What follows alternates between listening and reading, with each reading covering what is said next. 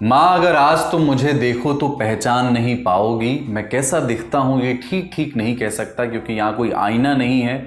अब मैं वैसा नहीं रहा जैसा पहले था। माँ तुम्हें याद है जब कोई मुर्गा काटता था तो मैं नज़रें फेर लेता था। तुम्हारा वही फिरदौस अब खून की नदियों में तैरता है। बांग्लादेश मुक्ति संग्राम का सैनिक फिरदौस 3 सितंबर 1971 को अपनी माँ को लिखे खत में। मैंने देखा आज सड़कों पर कई कारें ऐसी थी जिन पर उर्दू में नाम पट्टियां लिखी थी। कुछ छोटी दुकानों के साइन बोर्ड्स अब उर्दू में लिखे गए थे। मैंने एक दुकानदार से पूछा, उसने जवाब दिया, अब से घर में, दुकानों में और गाड़ियों पर नाम और नंबर उर्दू में ही लिखना होगा। ऊपर से हुक्म आया है।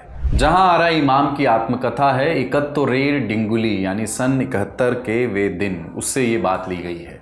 जब जंग खत्म हुई तो मैं देखने गया कि मोर्चे पर क्या हाल है। किसी ने पाकिस्तानी सिपाहियों की लाशें वहां से नहीं हटाई थी। एक बड़े मैदान में, ढलान पर, आंगनों में, पेड़ों के नीचे, बंकरों के अंदर सैकड़ों लाशें कुत्तों, बकरियों और भैंसों के पास सड़ रही थीं। ये सब देखने के बाद मुझे यकीन हो गया कि हम जीत गए हैं।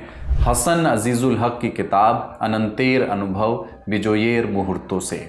16 दिसंबर 1971 बांग्लादेश की मिट्टी पर खड़ी पाकिस्तानी फौज ने बिना शर्त आत्मसमर्पण कर दिया। क्यों? क्योंकि भारत की सेना ने बांग्लादेश की आज़ादी की लड़ाई लड़ी।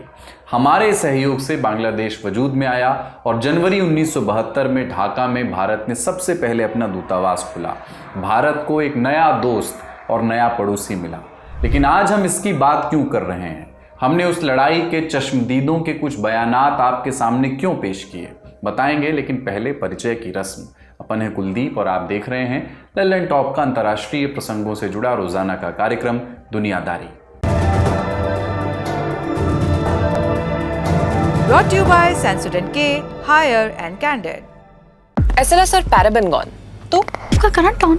What then? इसके पोटेशियम आयंस करें टूट का करंट गॉन, लाइव का करंट ऑन। तो ये बांग्लादेश जिसे मित्रता और कूटनीति के प्रत्येक सिद्धांत से हमारा अटूट मित्र बने रहना था, आज अलग राग क्यों अलाप रहा है? 17 अप्रैल को बांग्लादेश में पाकिस्तानी विदेश सचिव अमना बलोच मेहमान बनी। जगह ढाका का पद्मा स्टेट गेस्ट हाउस और मौका 15 साल बाद पाकिस्तान और बांग्लादेश के बीच हुई फॉरेन ऑफिस कंसल्टेशन यानी FOC की मीटिंग, यानी इतने बड़े लेवल पर कूटनीतिक संबंधों की बहाली।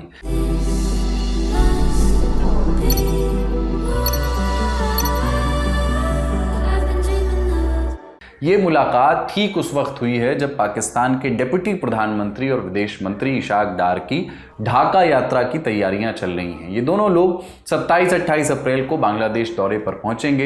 ये 2012 के बाद से किसी पाकिस्तानी विदेश मंत्री का पहला बांग्लादेश दौरा होगा। आप जानते हैं कि अगस्त 2024 से पहले शेख हसीना की सरकार थी। हसीना सरकार के दौर में बांग्लादेश पाकिस्तान के रिश्ते कभी भी अच्छे नहीं रहे। 2010 के बाद बांग्लादेश ने 1971 की जंग में पाकिस्तानी फौज के मददगारों पर मुकदमे चलाने शुरू किए थे। तब से दोनों देशों के रिश्ते और भी बदतर हुए। अगस्त 2024 में शेख हसीना की विदाई हुई, उन्हें भागकर भारत आना पड़ा। इसके बाद बांग्लादेश में नई अंतरिम सरकार बनी। उसने 1 साल से भी कम वक्त में वो कर दिखाया जो पिछले 1.5 दशक में कभी नहीं हुआ। नोबेल शांति पुरस्कार विजेता मोहम्मद यूनुस के नेतृत्व में इस नई सरकार को बांग्लादेश की जनता ने नहीं चुना है। अगले चुनाव कब होंगे इसका कोई तय समय अभी तक सामने नहीं आया है। और इसी बीच ये सरकार पाकिस्तान से फिर बातचीत शुरू कर चुकी है। और यही नहीं, अब बांग्लादेश ने वो सारे ऐतिहासिक मसले पाकिस्तान के सामने रख दिए हैं जो 1971 से अब तक अधर में लटके थे। Candid dusting powder, 4 skin problems का एक expert solution. Candid dusting powder, हटा खुजली, लगा कैंडिड। बांग्लादेश के विदेश मंत्री जसीमुद्दीन ने पाकिस्तान के विदेश सचिव से मुलाकात के बाद प्रेस से कहा कि हमने पाकिस्तान से 1971 की जंग के दौरान हुए नरसंहार के लिए सार्वजनिक माफ़ी की मांग की। पाकिस्तान से कहा कि विभाजन के वक्त बची संयुक्त संपत्ति में उसका जो 4.3 अरब डॉलर करीब 36,000 करोड़ का हिस्सा था उसे लौटाया जाए। इसके साथ साथ बांग्लादेश ने 1970 के चक्रवात पीड़ितों के लिए आए विदेशी फंड का हिसाब भी पाकिस्तान से मांगा। तकरीबन 17,000 करोड़ की रकम जो पाकिस्तान ने तब खाली थी जब पूर्वी पाकिस्तान में हजारों लोग मारे गए थे और दुनिया भर से मदद आई थी। पाकिस्तान के विदेश मंत्रालय ने बयान में कहा कि हमने दोस्ताना और भविष्य के दृष्टिकोण को ध्यान में रखकर बातचीत की। व्यापार, कृषि, पर्यावरण, शिक्षा और रक्षा सहयोग पर नए रास्ते खोजे जा रहे हैं। चलिए, ये तो औपचारिक बातें हुई। इस बातचीत का सबसे अहम हिस्सा था सीधी व्यापार व्यवस्था को, डायरेक्ट ट्रेड की व्यवस्था को फिर से शुरू करना। यानी अब बांग्लादेश और पाकिस्तान बिना किसी तीसरे देश के माध्यम से एक दूसरे से व्यापार कर सकेंगे। दोनों देशों में सीधी फ्लाइट शुरू करने की बात भी चल रही है। फिलहाल ध्यान व्यापार वाली बात पर देते हैं। दोनों देशों में व्यापारिक रिश्ते बहाल होने की सुगबुगाहट पिछले साल ही मिलने लगी थी। 19 नवंबर 2024 को इतिहास में पहली बार कराची से एक पाकिस्तानी मालवाहक जहाज सीधे बांग्लादेश के चटगांव बंदरगाह पहुंचा। ये दोनों देशों के बीच समुद्री व्यापार लिंक की शुरुआत थी जो दशकों तक ठप रहा था। फरवरी 2025 में करीब 50 साल बाद बांग्लादेश और पाकिस्तान के बीच औपचारिक सीधा व्यापार फिर से शुरू हुआ। रॉयटर्स के मुताबिक पाकिस्तान के कासिम पोर्ट से 50,000 टन चावल बांग्लादेश भेजा गया एक सरकारी डील के तहत। अब एक चीज पर ध्यान देने लायक है कि जिस वक्त बांग्लादेश और पाकिस्तान में रिश्ते बहाल हो रहे हैं, उसी वक्त बांग्लादेश और भारत के बीच व्यापार के क्षेत्र में तनाव बढ़ गया है। हम ऐसा क्यों कह रहे हैं? इसमें दो चीजें हैं। पहली, 9 अप्रैल को भारत ने अपनी जमीन से होकर गुजरने वाली बांग्लादेश की ट्रांसशिपमेंट सुविधाओं पर रोक लगा दी थी। इनके सारे ही बांग्लादेश नेपाल, भूटान और म्यांमार जैसे देशों से व्यापार करता था। बांग्लादेश की 4,427 किलोमीटर के बॉर्डर में से 4,096 किलोमीटर की सीमा भारत से लगती है, बाकी की सीमा म्यांमार से लगती है जो महज 271 किलोमीटर की है। बांग्लादेश, नेपाल और भूटान सिर्फ एक पतले से जमीनी रास्ते से जुड़ सकते हैं और ये पतली सी जमीन भारत की है। सिलीगुड़ी कॉरिडोर या चिकन नेक इसको कहते हैं। ये रास्ता भारत के लिए भी अहम है क्योंकि चिकन नेक नॉर्थ ईस्ट के राज्यों को भारत के मेन लैंड से जोड़ता है। बांग्लादेश के व्यापार के लिए ये चिकन नेक बहुत जरूरी हो जाता है क्योंकि इसी रास्ते बांग्लादेश के कार्गो शिप, नदी और सड़कों के रास्ते नेपाल और भूटान में पहुंचते हैं। नेपाल और भूटान लैंड लॉक्ड हैं, मतलब चारों ओर जमीन से घिरे हुए हैं, कोई समुद्री सीमा उनकी नहीं है। ऐसे में बांग्लादेश से व्यापार करने का उनका इकलौता जरिया भारत है। दूसरा, 13 अप्रैल को बांग्लादेश ने भारत, नेपाल और भूटान से अनेक चीज़ों के आयात पर पाबंदी लगा दी। नेपाल और भूटान से धागे और आलू के आयात पर रोक लगाई गई, लेकिन भारत से प्रतिबंधित आयातित वस्तुओं की सूची लंबी थी। इसमें धागे और आलू के साथ साथ डुप्लेक्स बोर्ड, अखबारी कागज, क्राफ्ट पेपर, सिगरेट पेपर, मछली, दूध पाउडर, तंबाकू, रेडियो टीवी के पुर्जे, साइकिल और मोटर के पुर्जे, फॉर्मिका शीट, सेरेमिक के सामान, सैनिटरी सामान, स्टील के सामान, संगमरमर पट्टी और टाइल्स और मिक्स्ड कपड़े शामिल थे। एक तरफ बांग्लादेश और भारत में व्यापार के क्षेत्र में तनाव शुरू हुआ और दूसरी तरफ बांग्लादेश चीन के भी करीब जा रहा है। चीन बांग्लादेश में इंफ्रास्ट्रक्चर प्रोजेक्ट्स में निवेश की प्लानिंग कर रहा है। मोहम्मद यूनुस पिछले महीने चीन दौरे पर पहुंचे थे। वहां उन्होंने भारत के बारे में एक विवादित बयान भी दिया था। उन्होंने भारत के पूर्वोत्तर राज्यों को लैंड लॉक्ड बता दिया था और खुद को समुद्र का इकलौता दरबान। उन्होंने चीन को निवेश का आमंत्रण भी दिया था। कई डील्स पर दस्तखत भी वो कराए थे। यानी पश्चिम से पाकिस्तान, पूरब से चीन, दोनों मिलकर बांग्लादेश को भारत की पकड़ से दूर ले जाने की कोशिश कर रहे हैं। शेख हसीना का युग, जिसमें भारत के साथ रिश्ते प्राथमिकता में थे, वो खत्म हो रहा है और एक नया बांग्लादेश उभर रहा है जो त्रिकोणीय संतुलन की नीति अपना सकता है, भारत, पाकिस्तान और चीन के बीच। हमें इस स्थिति को कैसे समझना चाहिए, इसके लिए हमने जानकारों का रुख किया।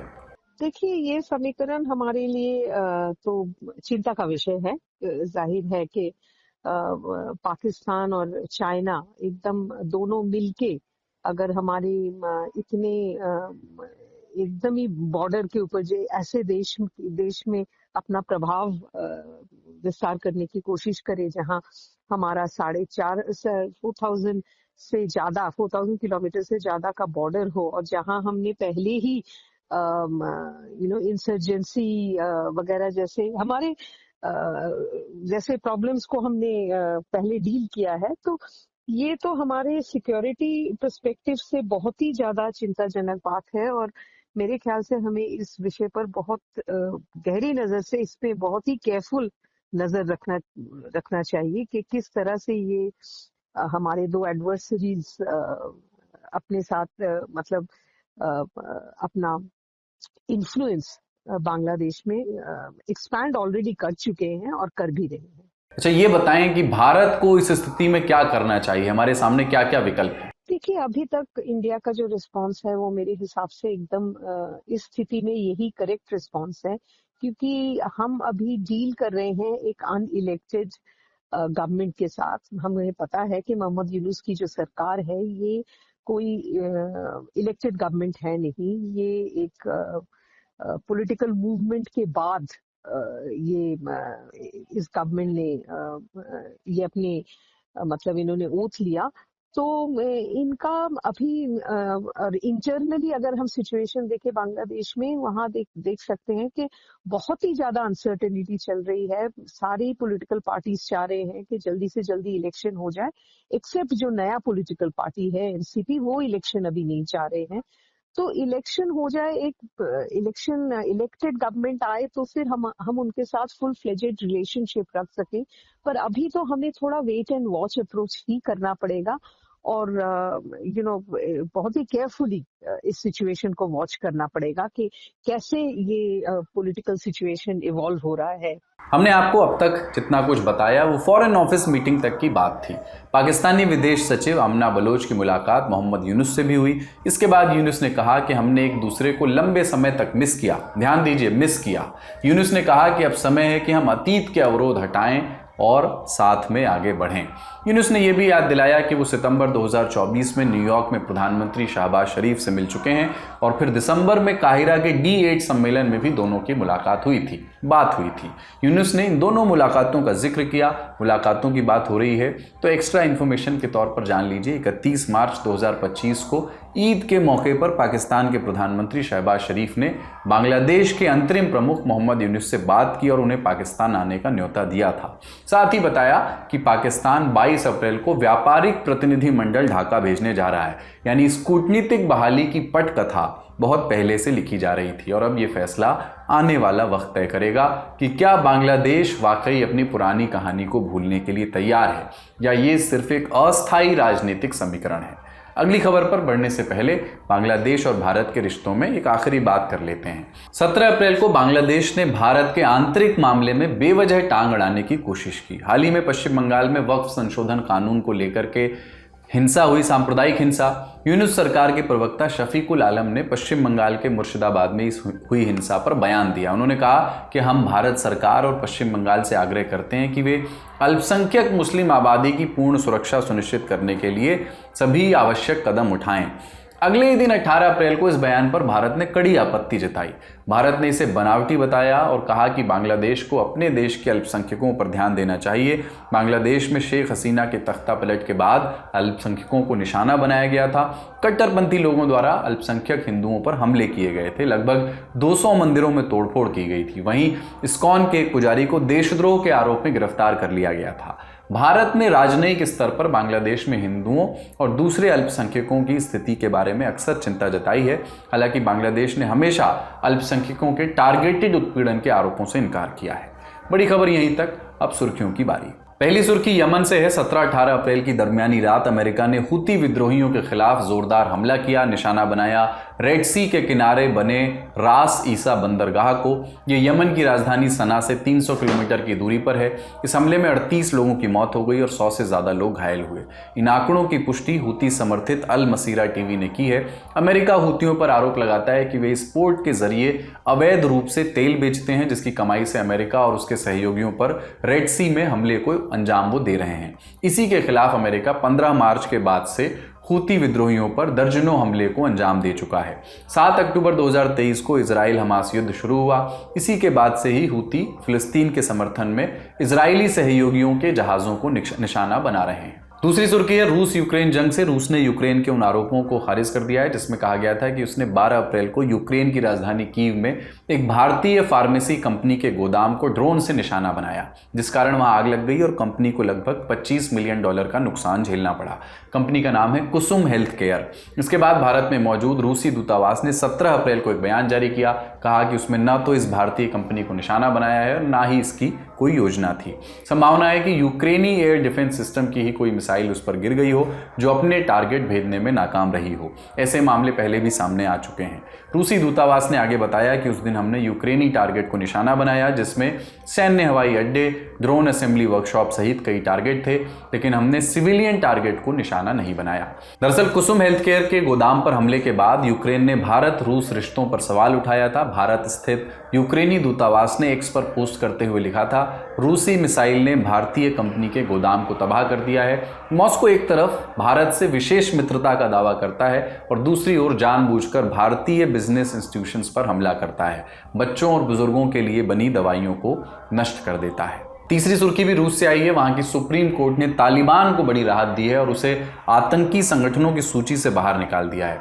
कोर्ट के इस फैसले का मकसद दोनों देशों के बीच के संबंधों को सामान्य बनाना है। रूसी समाचार एजेंसी टास के मुताबिक इस फैसले की घोषणा 17 अप्रैल को जस्टिस ओलेग नेफेडोव ने की। ये फैसला वहां के प्रोसिक्यूटर जनरल के अनुरोध पर किया गया और तत्काल प्रभाव से लागू कर दिया गया। 80-90 के दशक में हुए अफगान रूस युद्ध के बाद से ही दोनों के बीच संबंध उतने अच्छे नहीं रहे, लेकिन वर्तमान परिस्थितियों में दोनों के हित मिल रहे हैं। पिछले साल ही रूसी राष्ट्रपति व्लादिमीर पुतिन ने तालिबान को आतंकवाद रोधी प्रयासों में एक प्रमुख सहयोगी बताया था। अगली सुर्खी ईरान से है। सुप्रीम लीडर अयतुल्ला अली खमेनेई ने 17 अप्रैल को अपने विदेश मंत्री अब्बास अरागची को रूस भेजा है, एक चिट्ठी लेकर के। पर क्यों?